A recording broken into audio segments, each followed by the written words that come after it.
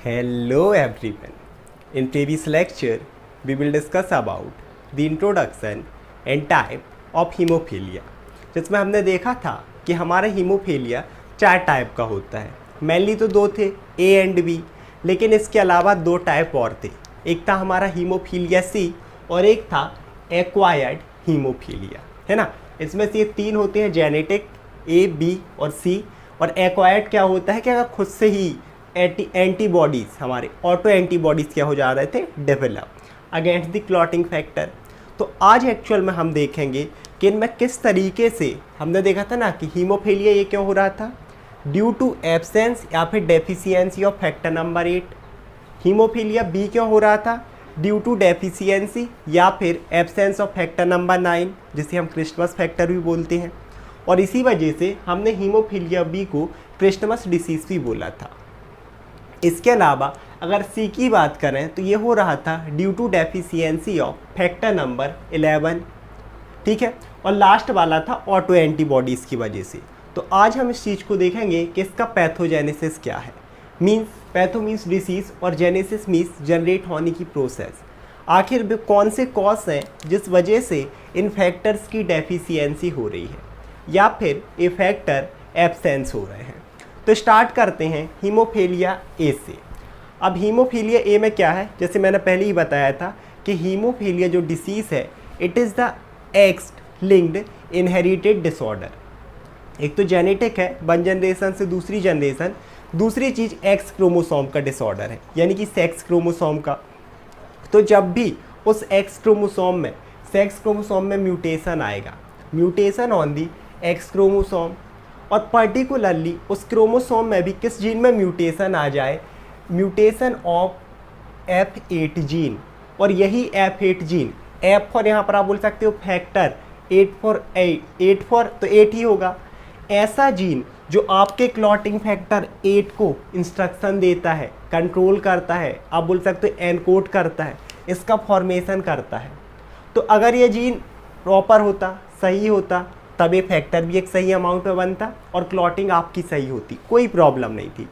क्योंकि इस F8 gene में म्यूटेशन हुआ है, अब म्यूटेशन इसमें है, मतलब इसमें प्रॉब्लम आई है. तो जो ये फैक्टर बना रहा था, फैक्टर नंबर 8, ये भी या तो बहुत ही कम अमाउंट में बनेगा, है ना, या फिर अगर इसकी एब्सेंसी है, मान लो इसमें अभी मैंने म्यूटेशन बताया, अगर किसी कंडीशन में एब्सेंट ही है तब तो ये फैक्टर बनेगा ही नहीं. और इस फैक्टर की क्या हो गई, डेफिशिएंसी, या फिर ये एब्सेंट है, और इस वजह से आपकी क्लॉटिंग नहीं होती है. और कौन सा डिसीज जनरेट होता है, हीमोफीलिया ए, जो कि किस में रिजल्ट करेगा, उस चीज़ को अभी हम एक साथ देखेंगे, ठीक है. होगी वही कि ब्लड क्लॉटिंग नहीं हो रही है. अब हीमोफीलिया अगर हम बी की बात करें, मतलब इसमें कौन सा फैक्टर एब्सेंस होगा या फिर उसकी डेफिशिएंसी होगी, that is factor number 9, Christmas factor. अब इस फैक्टर को जो कंट्रोल करता है, जो इंस्ट्रक्शन देता है इस फैक्टर को बनाने में, क्योंकि ये प्रोटीन है, सारे वही अमीनो एसिड से अरेंज रहेंगे, तो वो जीन भी कहाँ, क्रोमोसोम एक्स में ही है. तो जब भी इस क्रोमोसोम एक्स में म्यूटेशन आया, और पर्टिकुलरली किस जीन में म्यूटेशन आ गया, F9, फिर से वही आप फैक्टर 9 से याद रख सकते हो कि ऐसा जीन जो फैक्टर 9 का फॉर्मेशन करवा रहा.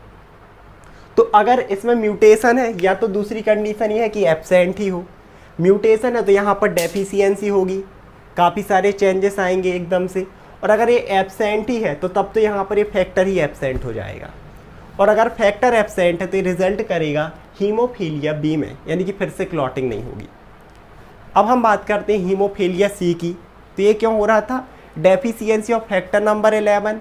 इससे भी एक जीन कंट्रोल करता है जो फैक्टर नंबर 11 को बनवाता है, जैसे हम बोलते हैं F11.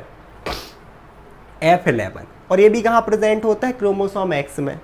तो अगर किसी केस में there is mutation in the chromosome number X, specially in the gene F1, because it encoded the factor number 11, और क्योंकि इसी में म्यूटेशन है तो अब या तो इसकी डेफिशिएंसी होगी, और अगर ये एब्सेंट ही है तो ये फिर से वाला फैक्टर भी एब्सेंट हो जाएगा, जिसकी वजह से फिर से आपको होगा हीमोफीलिया, और इसे हम बोलते हैं हीमोफीलिया सी.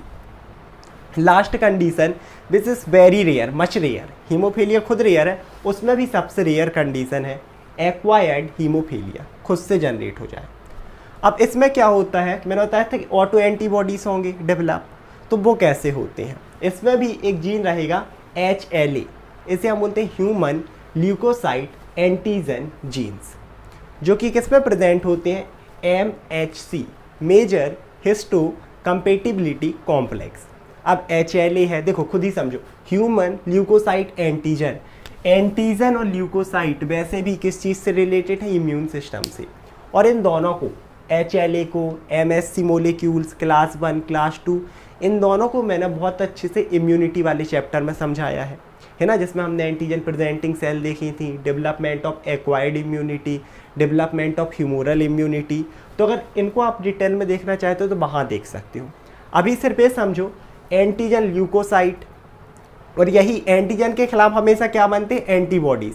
हमने देखा था ना कि एंटीजन वो सब्सटेंस होंगे जो डिफेंस कॉज करेंगे, फिर हमारी बॉडी एंटीबॉडीज़ बनाएगी।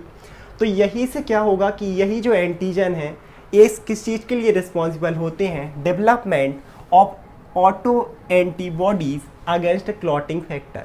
क्लॉटिंग फैक्टर के अगेंस्ट ही एंटीबॉडी बना देंगे।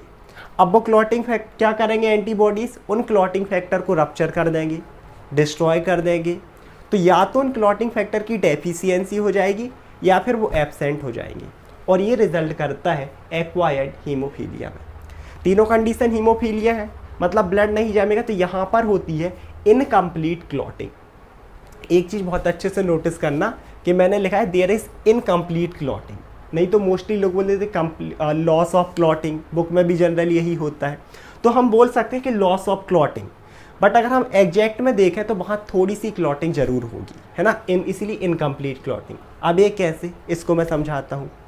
भाई क्लॉटिंग फैक्टर में टोटल फैक्टर है 13, और यहाँ पर लॉस कितने हो रहे हैं, अगर किसी एक को हीमोफीलिया A है तब वहाँ पर 8 लॉस है, B है तो यहाँ पर 9 लॉस है, C है तो यहाँ पर 11, है ना।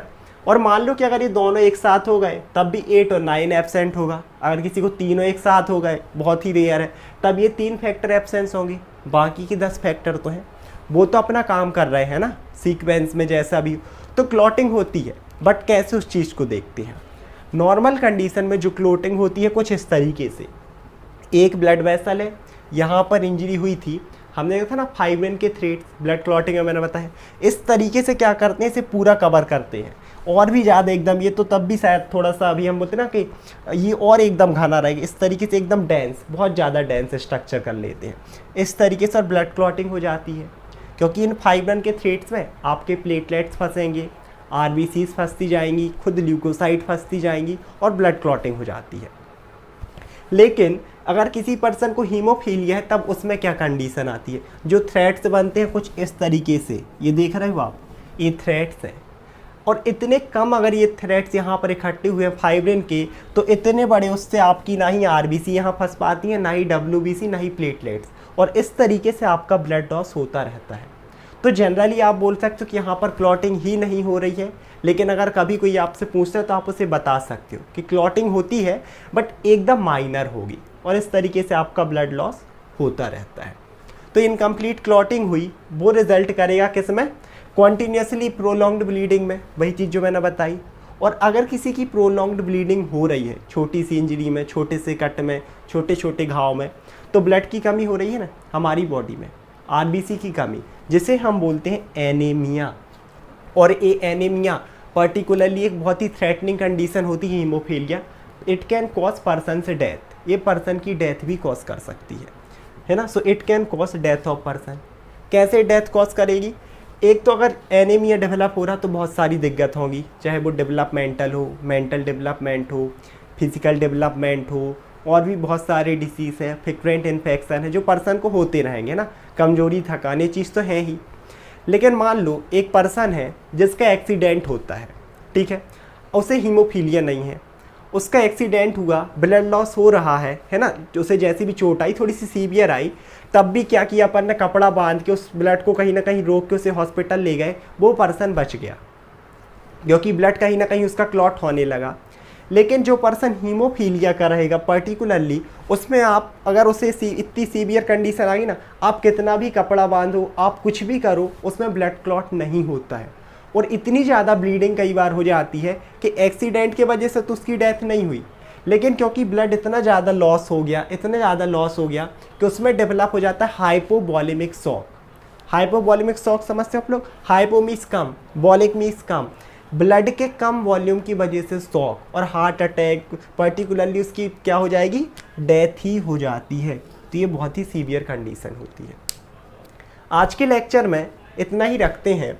नेक्स्ट लेक्चर में हम कवर करेंगे कॉज ऑफ हीमोफीलिया, कि किस तरीके से एक पीढ़ी में, है तो जेनेटिक ही मेनली, है ना, तो यही देखेंगे किस तरीके से एक पीढ़ी से दूसरी पीढ़ी में ट्रांसमिट होता है। आई होप आप लोगों को वीडियो समझ में आया होगा। Thank you so much everyone.